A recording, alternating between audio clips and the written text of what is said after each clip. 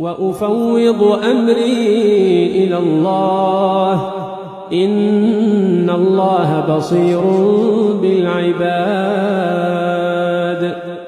فوقاه الله سيئات ما مكروا وحاق بآل فرعون سوء العذاب.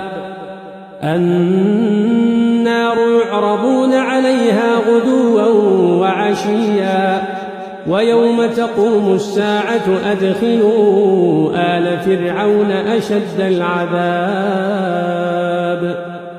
وإذ يتحاجون في النار فيقول الضعفاء للذين استكبروا إنا كنا لكم